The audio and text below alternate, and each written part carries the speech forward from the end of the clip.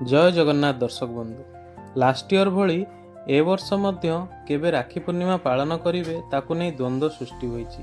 कारण अगस्त 27 गुरुवार आउ अगस्त 28 शुक्रवार 2 दिन व्यापी पूर्णिमा तिथि पड़ुछि। किंतु आपण माने गोटे कथा जानि रखंतु, राखी सेही दिन बंधा जाई थाए जेउ दिन उदया तिथि रही थाए। 27 तारिख गुरुवार दिन पूर्णिमा तिथि थिले मध्य उदया तिथि नाही।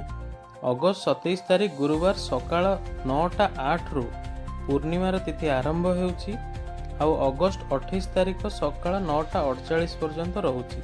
मात्र अगस्त 28 तारिख सकाळ सूर्योदय रु उदया तिथि आरंभ हेउछि एवं 9:48 रे सरुछि। तेणु आपण माने समस्ते अगस्त 28 तारिख शुक्रवार दिन सकाळ 5:57 रु 9:48 मध्य राखी पूर्णिमा पालन करंतु। आम श्रीमंदिर रे मध्य एही दिन राखी पूर्णिमा पालन करा जिवो। माँ सुभद्रा, प्रभु बलभद्र एवं महाप्रभु जगन्नाथଙ୍କ हाथ रे राखी बांधिबे। जय जगन्नाथ।